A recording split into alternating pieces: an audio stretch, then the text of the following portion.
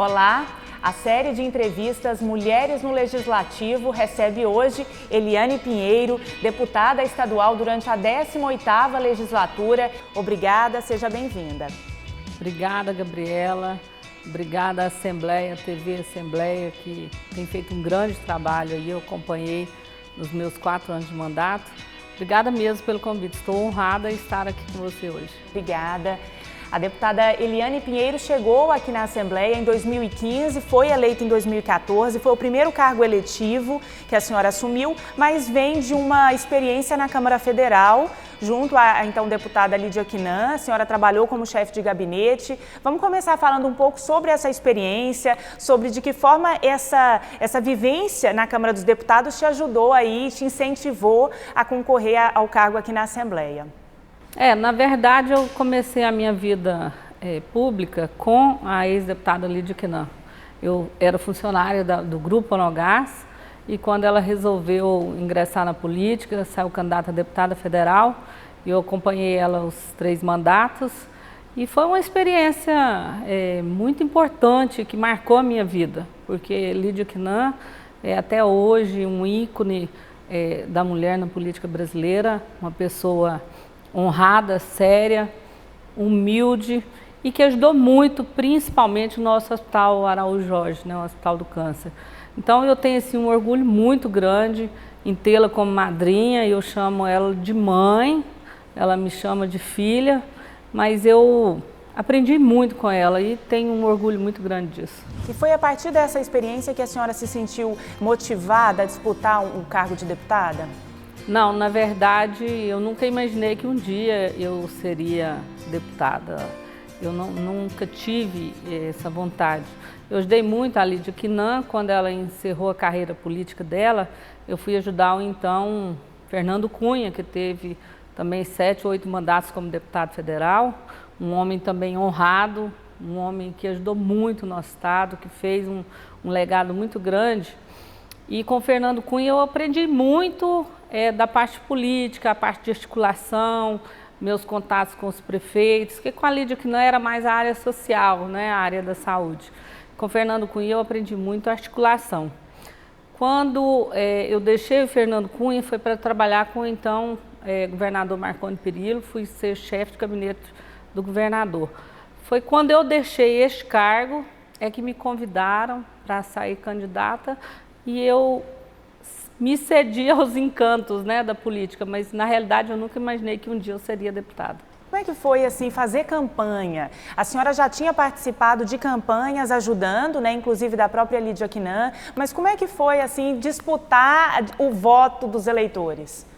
Olha, isso é muito prazeroso, porque eu tenho muitos amigos, eu gosto muito de lidar com pessoas, com os prefeitos, eu já tinha feito muita amizade por causa exatamente do governador Marconi.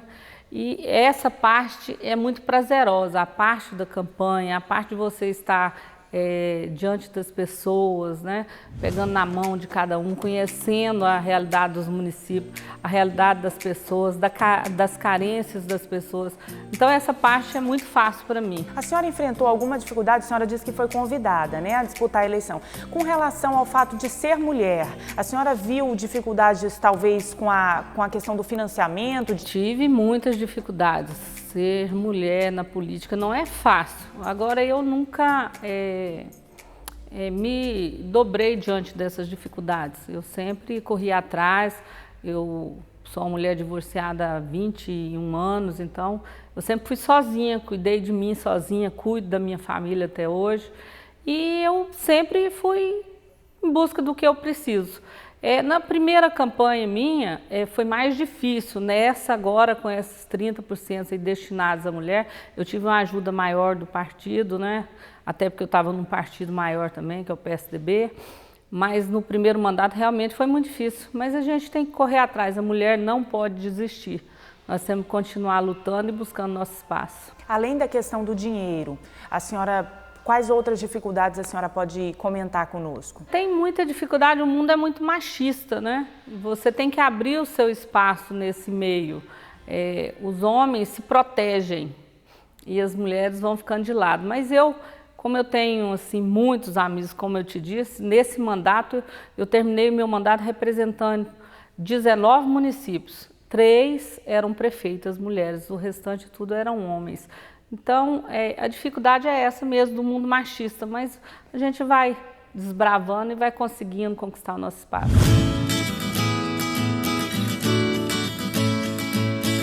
Eliane Pinheiro se elege deputada estadual em 2014 pelo PMN, o Partido da Mobilização Nacional. Depois, se filia ao PSDB. Quando eu saí candidata, eu tive apoio de um prefeito apenas. E isso seria muito difícil de eu conquistar o meu mandato através do PSDB. Então eu me filiei no PMN, gostaria de ter ficado no PMN. Eu saí do PMN porque o meu partido rompeu com a base política que eu apoiava, que é o ex-governador Marconi. Então eu fui obrigada a sair e aí eu retornei para o meu partido de origem, que era o PSDB. Mas se o meu partido PMN tivesse permanecido na base do governo, eu com certeza seria candidato pelo meu partido. No ano passado a senhora disputou a eleição também. Quero que a senhora fale como é que foi esse segundo momento, essa segunda disputa, quais as dificuldades. Trabalhei muito, eu fui eleita com um prefeito e perdi a eleição com 19 prefeitos. O momento foi muito difícil e aí eu não coloco que foi só para as mulheres. Esse momento político que a gente viveu, essa última eleição, foi um momento político atípico no nosso país e eu tenho certeza que eu não fui reeleita, não por causa do meu trabalho, porque eu fiz um trabalho muito grande, eu conquistei várias bases, foi exatamente por causa do meu partido, o PSDB.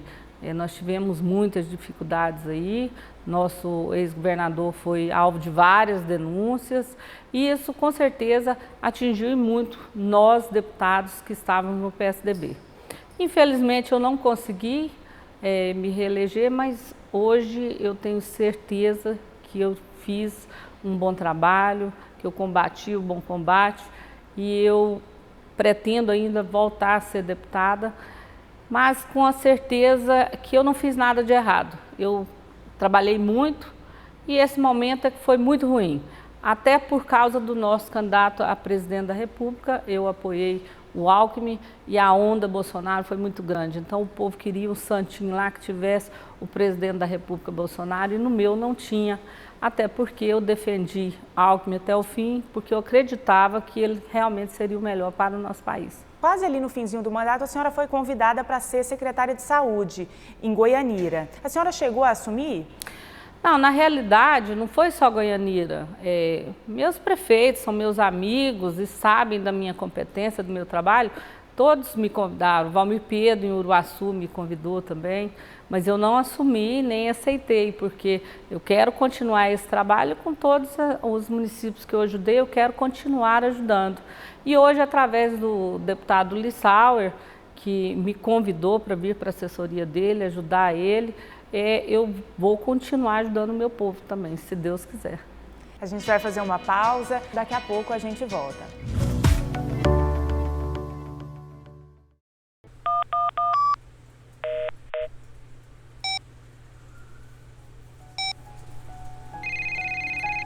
Alô? Plano de saúde não pode ser uma dor de cabeça para os segurados. Adiamento de consultas e cirurgias já marcadas, reajustes indevidos, recusa de cobertura, descredenciamento de prestadores de serviços e erro médico são algumas situações enfrentadas. O plano de saúde deve garantir o acesso do cliente aos serviços e procedimentos obrigatórios. Procure sempre mais informações sobre os seus direitos. Dignidade e respeito. Direitos do consumidor. Superior Tribunal de Justiça. O Tribunal da Cidadania. Ninguém quer um nome sujo na praça. Antes de incluir um CPF no cadastro de inadimplentes, a empresa de proteção ao crédito precisa notificar a pessoa. Se a dívida foi quitada, o credor tem a obrigação imediata de tirar o nome da lista de devedores. Procure sempre mais informações sobre os seus direitos. Dignidade e respeito. Direitos do consumidor. Superior Tribunal de Justiça. O Tribunal da Cidadania. O Mulheres no Legislativo está de volta, hoje com Eliane Pinheiro. Neste bloco a gente vai falar um pouco sobre a atuação parlamentar da senhora, do mandato que encerrou em 2018. A senhora que foi presidente durante um tempo da Comissão de Educação, Cultura e Esporte, também participou da Comissão de Obras, da Comissão de Turismo. Vamos falar um pouco sobre esse trabalho. Comissão de Educação, por exemplo. O que a senhora destaca com relação aos temas, as discussões das quais a senhora participou? Quando eu assumi o meu mandato, eu disse que a minha maior bandeira seria a educação, porque eu acredito que a educação que é a base da nossa vida, né? Se nós educarmos nossas crianças, nossos jovens, nós teremos aí adultos mais preparados para cobrar os seus direitos. Cobrar mais educação, mais saúde, mais segurança pública, é só através da escola. Então eu sempre defendi essa bandeira.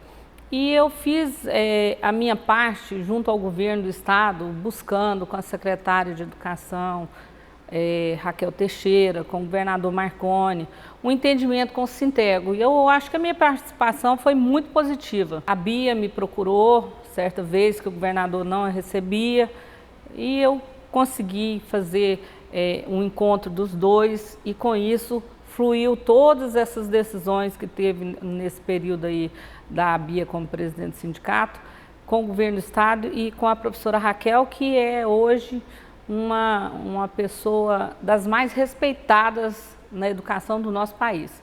Tanto é que ela transformou o nosso estado, hoje nós somos o primeiro no IDEB nacional e nós devemos isso à professora Raquel Teixeira, ao governador Marconi.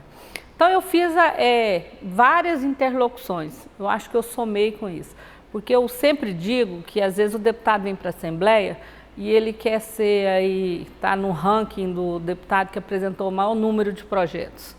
Eu nunca trabalhei assim, porque eu acho que projeto de lei tem demais. Está faltando fiscalizar os que nós temos, nós não temos condições de fiscalizar as nossas leis. E não adianta você ficar criando projeto que não vai sair da mesa, da gaveta.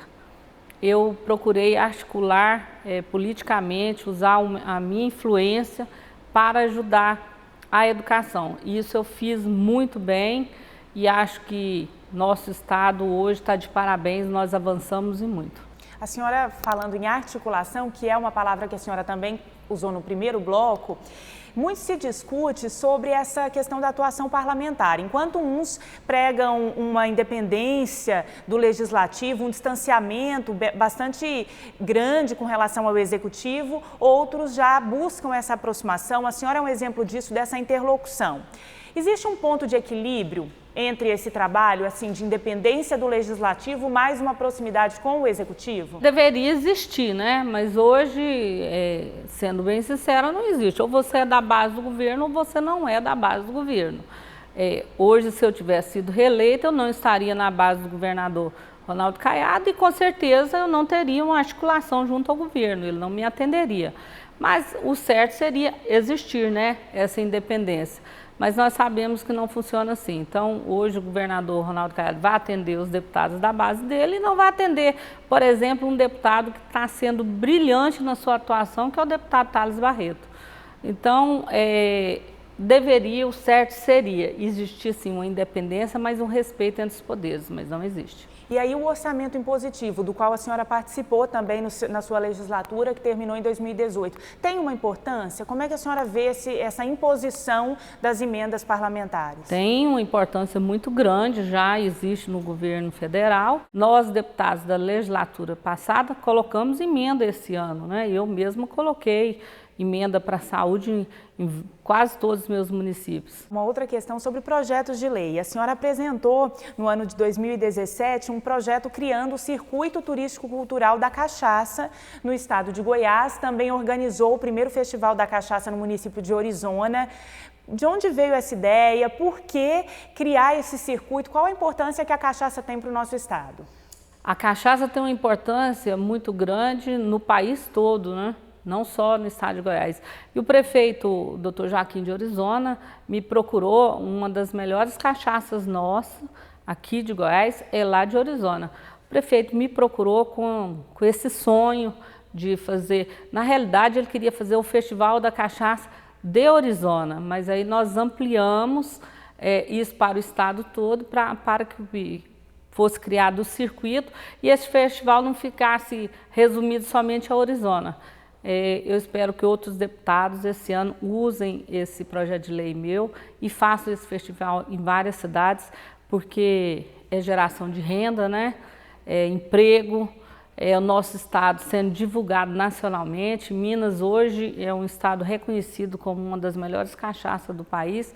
E Goiás nós temos cachaças que são, que podem competir com Minas Gerais.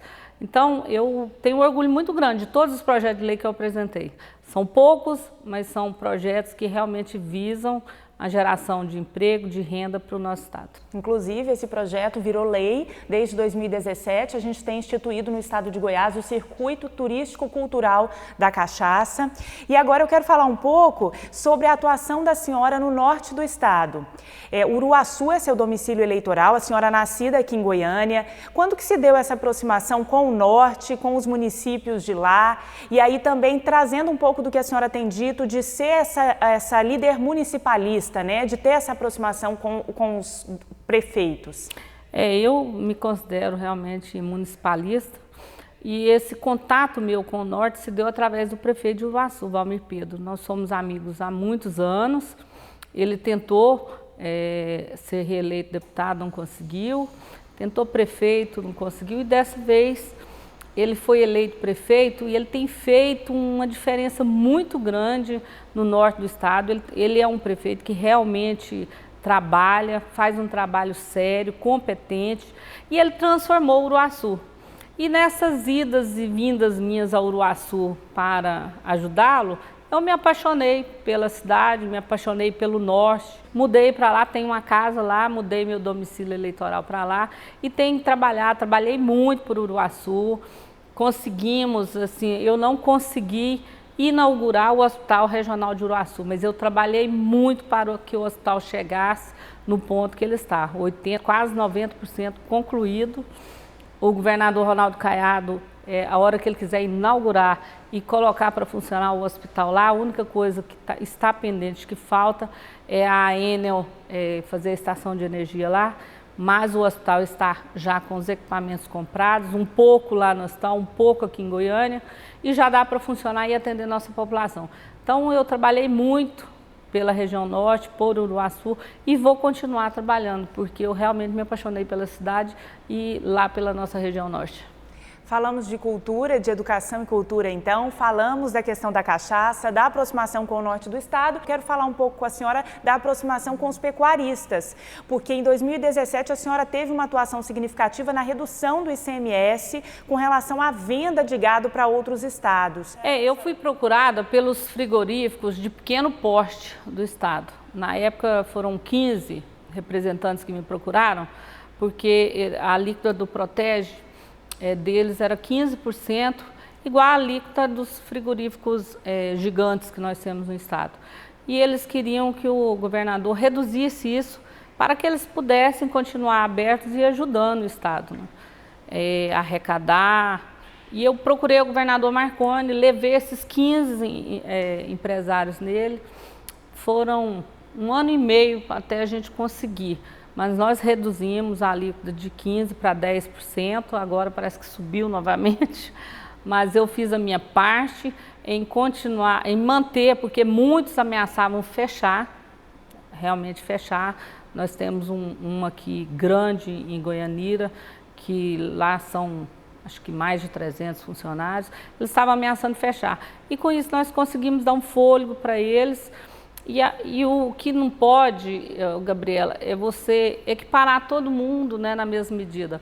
O frigorífico grande, de grande porte, ele tem várias outras facilidades que os pequenos não têm.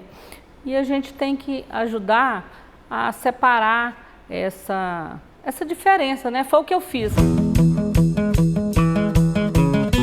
Eliane Pinheiro comentou ainda os títulos de cidadão propostos por ela durante o mandato. Muitos questionamentos existem quando a gente apresenta um título de cidadão, principalmente quando você apresenta para alguém do cenário nacional. Eu gosto de frisar, eu dei título de cidadão para vários prefeitos que são prefeitos de Goiás e não nasceram no nosso estado. Então eu acho que nada mais justo do que isso. Apresentei para Eduardo Costa, cantor sertanejo, Cuiabano Lima, apresentador de rodeio, um nome do cenário nacional também, porque são pessoas que levam o nome do nosso estado aí para fora. Eduardo Costa diz aonde ele vai, que ele tem muito orgulho de Goiás, que ele teve casa aqui. Então é o nosso estado sendo divulgado nacionalmente, gratuitamente, né? Numa entrevista que você faz com o Eduardo Costa, com o Cuiabano Lima, ele está falando de Goiânia, ele está falando de Goiás. Então é por isso que eu apresentei esses títulos, tenho um orgulho grande por isso. Apresentei também para o ministro Gilberto Occhi, e não apresentei quando ele era ministro da Saúde. Apresentei como presidente nacional da Caixa Econômica Federal, porque a Caixa foi um banco que ajudou muito o estado de Goiás, todos sabem disso. Tanto é que a nossa superintendente regional, Marise, fez um grande trabalho em Goiás, hoje ela assumiu a superintendência regional em São Paulo. Então, eu gosto de frisar, eu apresentei título cidadão para quem realmente presta um trabalho para o nosso estado. Vamos para o intervalo, daqui a pouco a gente volta para o último bloco.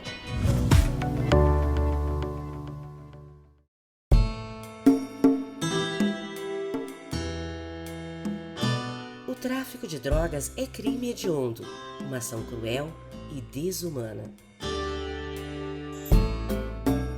A droga ilícita causa danos ao usuário e à sociedade, estimula o narcotráfico e gera novos crimes.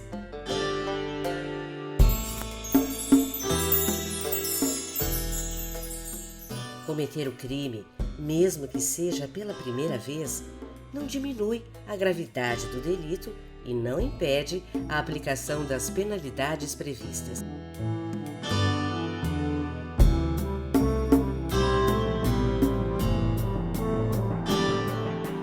Tráfico de drogas é crime hediondo, sim. Superior Tribunal de Justiça, o Tribunal da Cidadania. Com o programa de virtualização de processos do Superior Tribunal de Justiça, agora é possível encaminhar petições e acessar processos a qualquer hora, de qualquer lugar. 1 hora? Não, 15 minutinhos dá. O que antes ficava em um tribunal, agora está acessível a todos. Virtualização de processos, porque ter acesso fácil e rápido à justiça é um direito seu. Este é o Mulheres no Legislativo, que hoje recebe Eliane Pinheiro. Deputada, na eleição que a senhora concorreu, na última, que foi a disputa em 2018, muito se comentou, inclusive, que a sigla da senhora, o PSDB, disse que a senhora seria uma puxadora de votos. E naquele momento entrou em vigor uma mudança de que o próprio candidato ele tinha que ter no mínimo 10% do quociente eleitoral. É a chamada cláusula de desempenho individual, que alterou a dinâmica dos puxadores de voto.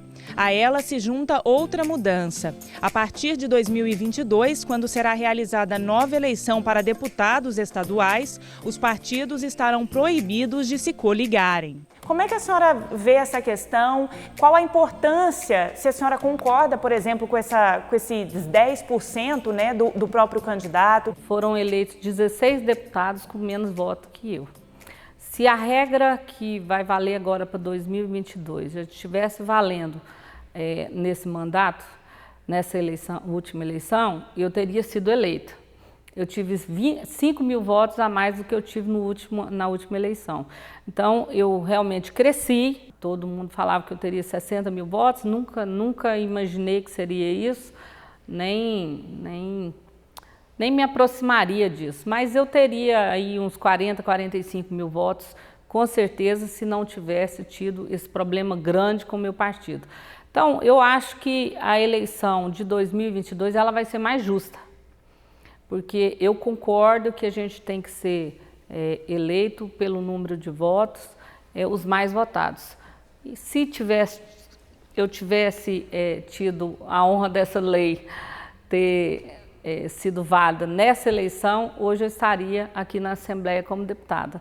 Infelizmente não deu, mas a gente continua trabalhando e avançando para melhorar, né, a nossa lei eleitoral. 2022 eu tenho certeza que ela vai ser mais justa.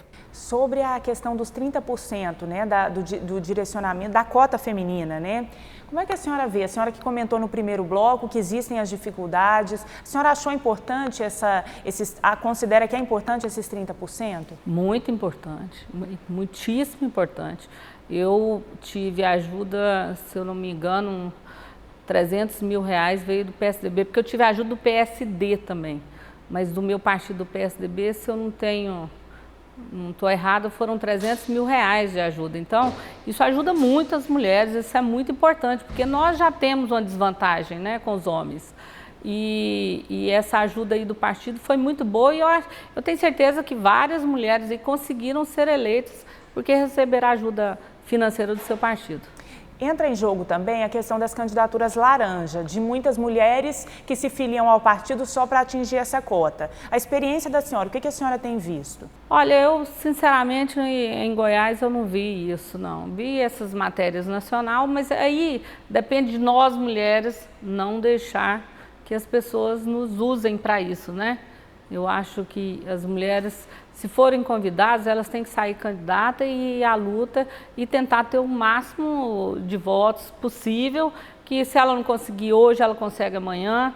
Eu não fui eleita agora e nem por isso eu vou entregar a luta. Na próxima eleição eu serei candidata e depende muito da mulher. Ela que não pode deixar ser usada para isso. Em Goiás, sinceramente, eu não vi isso não. As mulheres que eu conheço que saíram candidatas realmente trabalharam muito. A senhora continua, então, vai disputar uma próxima eleição a deputada, continua aí articulando também, que é um trabalho que a senhora faz? Meus planos são... hoje eu sou candidata, né? Serei candidata. A gente nunca pode dizer, né? Amanhã pode mudar. Posso sair de Goiás também, pode ter um monte de coisa, mas hoje meu plano é ser candidata novamente. Quero continuar ajudando, ano que vem nós já teremos eleições para prefeito, vou continuar ajudando meus amigos, meus prefeitos. Recebi um convite do deputado Lissauer para estar junto com ele na assessoria aqui na presidência. Estou ajudando ele a levar o nome da Assembleia em todos os municípios que eu vou. E fazendo um trabalho também para o Lissauer, que é um presidente honrado, um deputado sério e que eu fiquei muito feliz com a eleição dele. Então, eu pretendo sim ser candidata a deputada, pretendo continuar ajudando às vezes com as amizades que eu fiz ao longo dos anos, eu consigo ajudar muitos prefeitos em Brasília também, até aqui em Goiás. Eu pretendo continuar, porque... Gabriela, eu gosto muito de estar no meio do povo, eu gosto muito de estar nos municípios, eu gosto muito de estar ajudando os prefeitos a ajudarem o seu povo. Eu, sinceramente, o que eu menos gosto no mandato de deputada é plenário. Eu gosto de estar no meio do povo. Então é por isso que o legislativo te atrai. Disputar um cargo executivo não está nos planos? Não, nenhum, zero. Por conta dessa aproximação, Exatamente. Desse diálogo com os municípios. Exatamente. Muito obrigada pela presença. Obrigada a você, foi uma honra. Parabéns à Assembleia, pela TV Assembleia, que muito nos orgulha. E eu tenho um orgulho muito grande de ter passado por essa casa como deputada e de todos os servidores dessa casa, que são pessoas assim, honradas, dignas. Eu tinha aqui uma família. Tenho ainda, né? Só não vejo todos os dias como eu via, mas é uma honra estar aqui com você. Obrigada pelo convite. Obrigada. Antes de terminar, eu me lembrei de uma outra coisa. Durante o seu mandato, a senhora falou desse trabalho com os municípios. Uma discussão que veio à tona é a questão do ponto do deputado, porque o parlamentar tem esse trabalho externo, essa aproximação que ele precisa fazer. Então, discutiu-se mudança do regimento, corte de ponto de deputado, de salário. Como é que a senhora vê isso? São 41 deputados, são pessoas que têm consciência do que estão fazendo. Você vê que o deputado federal ele é afastado das suas bases. Quando tem algum evento no município, entrega de benefício, inauguração de obra ou até alguma discussão importante, o deputado federal não vai, porque ele tem que bater ponto em Brasília, ele bate ponto. E o deputado estadual é o que está lá presente junto, porque a gente tem que estar junto para entender o que está acontecendo. E eu acredito que o deputado saiba quando ele é importante aqui no plenário. E eu não estou defendendo em causa própria, porque eu vinha no plenário, eu tive poucas faltas, apesar da imprensa falar o contrário, mas eu tinha uma atuação muito grande aqui dentro desse plenário. Não estou advogando em causa própria, não. Eu estou dizendo que o deputado ele tem que ir sim nas suas bases eleitorais. Não adianta ele ficar aqui e mandando recado para o prefeito. Ele tem que ir nas audiências no governo resolver os problemas dos municípios. Você tem que estar lá de domingo a segunda nas suas bases. E, logicamente, que o dia que tem discussão séria no plenário, ele tem que estar no plenário. Então, a gente tem que ter a responsabilidade de saber, hoje eu tenho que estar no plenário ou eu tenho que estar lá no meu município. Esses dias, sexta, sábado, domingo e segunda, para visitar as bases, é suficiente, a senhora acredita? Não é que não seja suficiente, é porque tem eventos que não vão acontecer na sexta, sábado, domingo. Vão acontecer na segunda, na terça, aniversário da cidade. Você não tem como mudar o dia do aniversário da cidade. Então, você tem que estar presente lá. Aí o prefeito quer fazer uma discussão com os vereadores, com os empresários. Não pode ser na sexta, no sábado, no domingo. Você tem que estar presente lá. Então, o deputado ele não trabalha só no plenário. Isso que o povo tem que saber. A gente trabalha e muito. É lá na base eleitoral. É lá que a gente vai descobrir o que tem que mudar aqui. Você tem que trabalhar, não é bater ponto, você tem que trabalhar. Pode ser no plenário, pode ser na base. E estou dizendo isso, eu sou uma deputada que eu estava aqui no plenário, tenho aqui os funcionários, os servidores da Assembleia, sabe o quanto eu atendia as pessoas aqui para não ter que deixar de atender no plenário. Então, esse salão que nós estamos aqui mesmo, todos os dias, da terça, quarta e quinta, era lotado de gente do interior que vinha, eu mandava vir para cá para eu ir lá no plenário, voltava, atendia aqui, ia lá. Então, a gente tem que ter consciência que o deputado sério, ele trabalha e muito. Não é só em plenário que a gente trabalha, porque se fosse era bom demais, é só terça, quarta e quinta. Muito obrigada. Obrigada pela companhia. Continue acompanhando a programação da TV Alego e até a próxima.